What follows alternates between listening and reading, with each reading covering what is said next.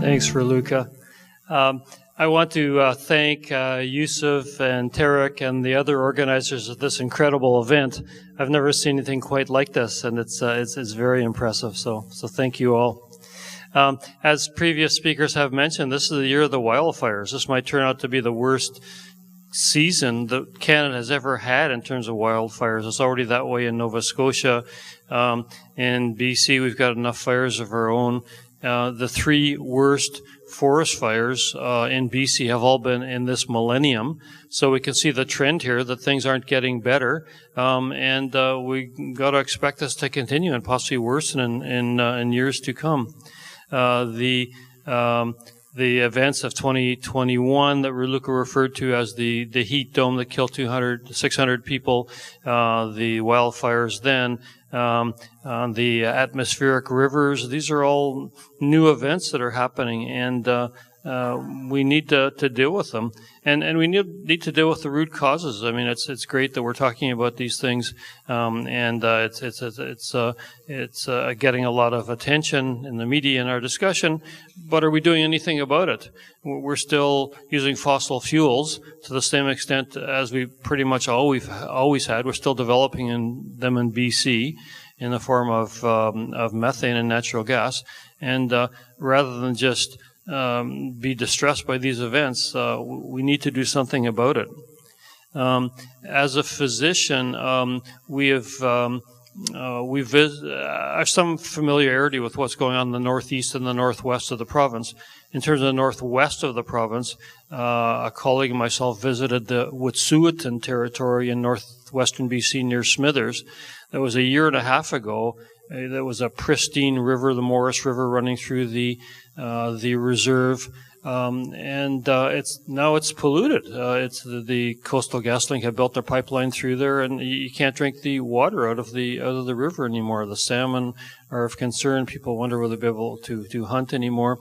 Of medical concern, Frida Hewson, who won a Right Livelihood Award, which is supposed to be the equivalent to the Nobel, or an alternative to the Nobel, set up a healing lodge there in Wet'suwet'en territory where indigenous people could come and live off the land and recuperate from problems, mental problems, from drug problems, or whatever medical problems they might have. And the Coastal GasLink pipeline is coming through a couple of kilometers from this healing lodge. So this will possibly destroy any effect that this healing lodge would have had being in the community.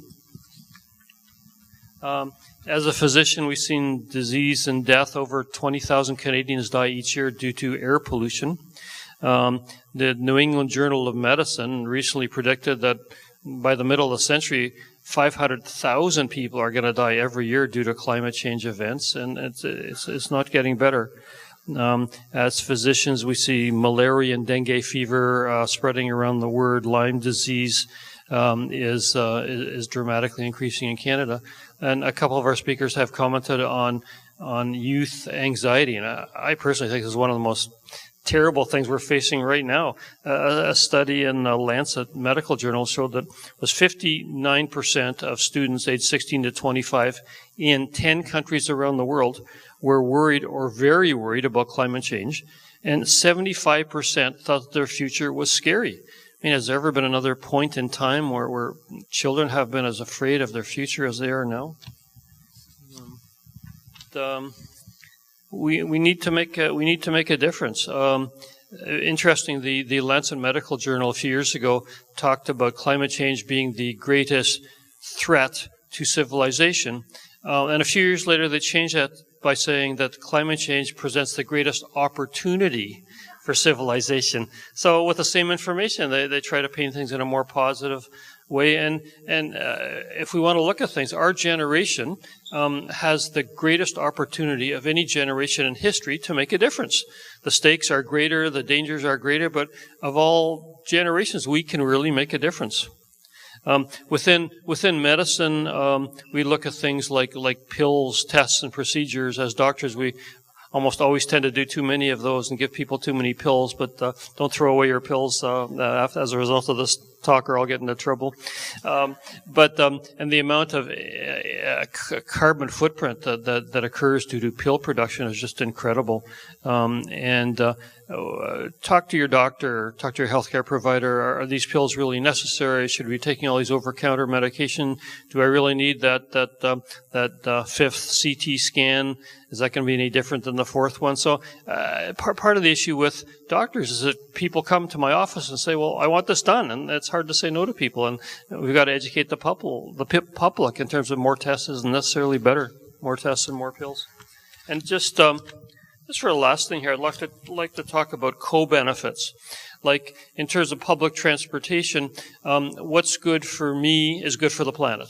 If I ride the bus and take the SkyTrain rather than driving my car, a Japanese study has showed dramatic improvements in obesity, heart disease, and all sorts of other medical conditions by the steps that you take walking to and from the bus and the SkyTrain. Like active transportation is another thing. If we're riding our bike or walking, it's definitely much better for our health than driving. Eating less meat has co-benefits. It's healthy for us. We've got less cancer. We've got less cardiac disease. And it's good for the planet because we're producing less greenhouse gases. One thing we're working on now, CAPE, is replacing gas stoves with electric stoves, showing that's good for the planet because we're using less fossil fuels, and also good for the individual because the incidence of childhood asthma is a lot less in people without electric stoves. So those are most of the things that I wanted to say, and just wanted to conclude by something from Catherine Hayhoe, who is a Canadian scientist living in Texas. And when people ask her, what can I do to affect the world and to improve climate, she says one thing: talk about it to somebody every day. I thought that was brilliant because you can get overwhelmed by the immensity of the problems, but you got to start somewhere, and I think this is a good place to start. Thank you.